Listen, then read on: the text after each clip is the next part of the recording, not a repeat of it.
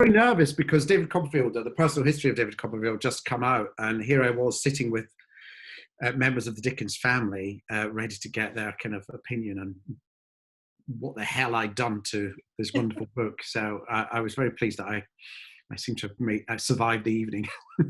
You did a brilliant job. I mean, I literally cried laughing. It was wonderful. Oh, good. Oh, thank you. I love your film, which I think you know because I tweeted about it quite a lot. I'm not just being I thought it was a brilliant, brilliant adaptation of Dickens, because although you necessarily had to change it to cut such a long novel into one film, I just thought you kept the essence of it. And I wanted to ask, what was it about David Copperfield out of all of his novels that made that the one you chose? It's interesting. I ought to explain to everyone, I've always been a huge Dickens fan. Started reading Dickens when I was about 12, 13. I think we were given great expectations at school. And then I went on to read Oliver Twist. And then I picked up Martin Chuzzlewit, which looked very daunting and which no one I knew had ever read. And I read it and I thought, this is hilarious. This is one of the funniest books I've ever read. And it felt so modern. And then, the great David Copperfield, Bleak House, and so on. And then about 10 years ago, I reread David Copperfield. And I was struck by how modern it was, not just in its style. It's a very experimental novel in a way, in that it's in the first person, but it's all about memory and kind of unreliable memory, but also someone becoming a writer. So therefore, is what he's talking about actually, did it happen, or is he elaborating it for effect? And then every now and then the narrator, David, actually says, I may have changed this a bit, but this is fundamentally how I remember it. All these things, but contemporary themes as well. The whole thing about personal identity. David suffers from what we would call now imposter syndrome, in that he's consciously and continually all the time thinking, do I belong here? Will I be found out? Do my friends really like me for who I am, or do I have to pretend to be someone else? So the friends he makes, the relationships he makes with Dora, where he's making a mistake, but it's for the best of reasons and it's understandable. And the first ever, I think, genuinely open description and discussion of mental illness in Mr. Dick, who Dickens actually describes as being mentally ill, doesn't try and sugarcoat it. So all these things, and it struck me that this felt very modern, very contemporary. It also struck me as someone who grew up with a bit of imposter syndrome myself and eventually becoming a writer. It kind of had a resonance. I think also the sadly contemporary stories of homelessness and riches and poverty existing side by side. And the fact actually that there's a lot of really funny stuff in it that I'd never seen in any adaptation. I've never really seen that fantastic scene where David holds his first dinner party and is drunk for the first time.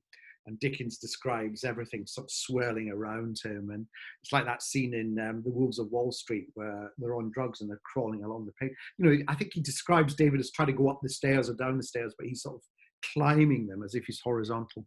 That's one thing I loved about it, was that I was laughing so much. I didn't expect to come out of a film about David Copperfield without really laughing. I wanted it to be funny. I wanted to, as you said, I wanted to try and capture the essence of the book. I knew I would have to make changes, because you can't do 800 pages on the big screen without there having to be changes. I feel adaptations to the past have been too reverential about the plot and thrown everything else away, all the humor. It's all the side issues. It's all the phrases and the imaginative metaphors and the descriptions of people. That's what you want to capture. And the way people speak as well, their mannerisms. So you want to capture that. So I wanted to capture that essence of the book, knowing that I'd have to conflate certain scenes. And can I ask you about casting? Yeah. The people who particularly stood out, when did you know that Hugh Laurie was going to be absolutely perfect? Well, I worked with, so he plays Mr. Dick, and I worked with Hugh on Veep, and Hugh and I were working on Avenue 5. And so we were just in the planning stage of that. And as I was planning David Copperfield, it just struck me because I wanted, the two characters I wanted to take a fresh look at was Micawber and Mr. Dick. Mr. Dick, I didn't want to be like a figure of fun. I wanted, there's a kind of, honesty and humanity to him, but also fragility and a pain there. So I wanted to treat that seriously. So I knew Hugh would tackle that and approach that with that in mind. Somebody with Micawber, who is always portrayed as being a roly-poly jovial figure, but when you go back and read it, he's desperate. He's, as soon as there's a knock on the door and people are after money, he's making these cutting gestures, Mm-hmm. and he's absolutely crestfallen, and he's a wreck. He's a wreck. At one point, David describes him as a leech as well, So although he's great company, I wanted this other side, slightly more painful side to him. But yeah, no, the thing about Hugh is you're always going to be surprised with what he eventually delivers.